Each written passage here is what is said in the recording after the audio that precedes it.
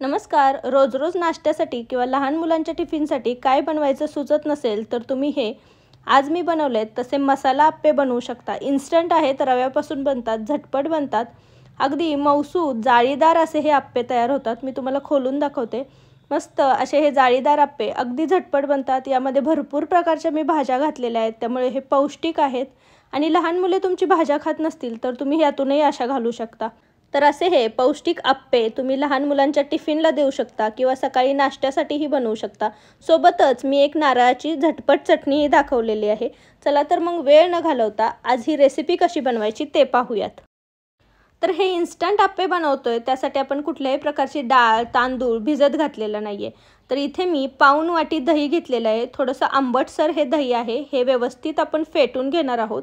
एकसारखं हे फेटून घ्यायचं. क्रीमीसर असं हे फेटून घेतल्यानंतर आपण यामध्ये पाणी घालणार आहोत. तर साधारण 1.5 वाटी मी इथे पाणी घालते.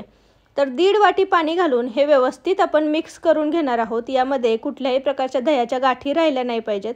तर व्यवस्थित असं मिक्स करून झालेलं आहे.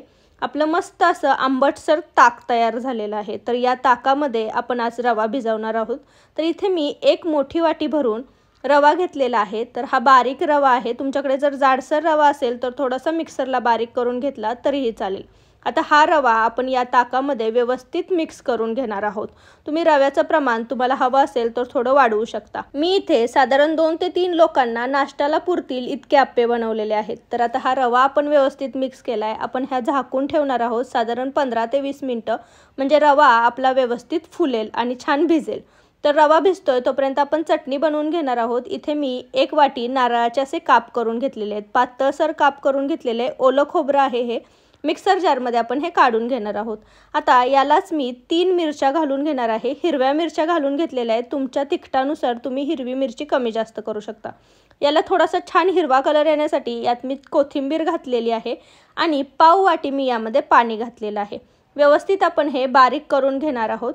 याची छान अशी चटणी करून घेणार आहोत. तर मी तुम्हाला दाखवते. ही छान अशी दाटसर चटणी झालेली आहे. यामध्ये आपण पुन्हा अर्धी वाटी पाणी घालणार आहोत. तुम्हाला चटणी कशी पातळ घट्ट हवी त्यानुसार तुम्ही पाण्याचं प्रमाण कमी जास्त करू शकता.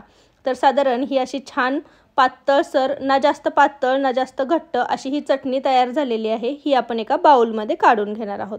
आता आपण यामध्ये थोडंसं मीठ घालणार आहोत. चवीनुसार यामध्ये मीठ घातलं की 1 चमचा तेल मी छान गरम करून घेतलेलं आहे कडकडीत. यामध्ये कढीपत्त्याची पानं घालायची आणि जिरी घालून आपण याचा तडका देणार आहोत. तुम्हाला हवं असेल तर तुम्ही तडक्याच्या ज्या लवंगी मिरच्या मिळतात त्या घातल्या तरीही चालतील. हे व्यवस्थित मिक्स करायचं आणि हे आपण यामध्ये घालून घेणार आहोत. तर आपण ह्या चटणीला छान तडका दिलेला आहे. व्यवस्थित मिक्स करून घ्यायची आणि ही आपली छान चटणी तयार झालेली आहे. ही आपण साईडला ठेवणार आहोत. आता छान 15 ते 20 मिनटं झालेत. आपला रवा छान फुललेला आहे. मी तुम्हाला हलवून दाखवते. हा रवा छान फुलतो आणि थोडासा पाणी आटवून घेतो. त्यामुळे तुम्ही पाहू शकता की याची कन्सिस्टन्सी कशी आहे. तर आता यामध्ये आपण भाज्या घालणार आहोत. इथे मी गाजर किसून घेतलेलं आहे. थोडेसे स्वीटकॉर्न घेतलेत. कांदा बारीक चिरून घेतलेला आहे. हिरवी मिरची घेतली आहे. कोथिंबीर आणि टोमॅटो. लहान मुलांना तुम्ही बनवत असाल तर हिरवी मिरचीच्या ऐवजी तुम्ही लाल तिखट घातलं तरीही चालेल. ह्या सगळ्या भाज्या आपण यामध्ये व्यवस्थित मिक्स करून घेणार आहोत. तुमच्या आवडीनुसार तुम्ही भाज्या कमी जास्त करू शकता. यामध्ये तुम्ही आवडत असेल तर थोडीशी ढोबळी मिरची घातली तरीही चालेल. तर हे व्यवस्थित मिक्स करून घेतलेलं आहे. आता यामध्ये आपण चवीनुसार मीठ घालणार आहोत. तर साधारण अर्धा मोठा चमचा मी यामध्ये मीठ घातलेलं आहे.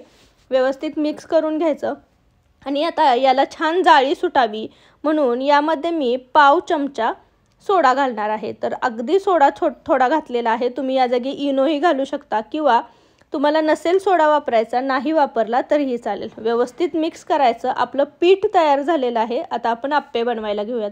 तर इथे एक आप्पे पात्र मी गरम करायला ठेवलेलं होतं. हे थोडंसं गरम झालं की यामध्ये आपण थोडं तेल घालणार आहोत. सगळ्या पात्रात व्यवस्थित तेल घालून घ्यायचं. जास्त नाही, 2-2 थेंब मी यामध्ये तेल घातलेलं आहे. आता यामध्ये मी हे तयार केलेलं पीठ घालते. तर साधारण 1 मोठा चमचा बसेल एवढं पीठ यामध्ये बसतं. तर हे असं छान व्यवस्थित सगळं पीठ घालून घ्यायचं. पीठ व्यवस्थित घातल्यानंतर आपण यावरती झाकण ठेवून साधारण 5 ते 7 मिनटं हे आप्पे छान वाफवून घेणार आहोत. तर झाकण ठेवून आपण 5 ते 7 मिनटं हे छान वाफवून घ्यायचे आहेत.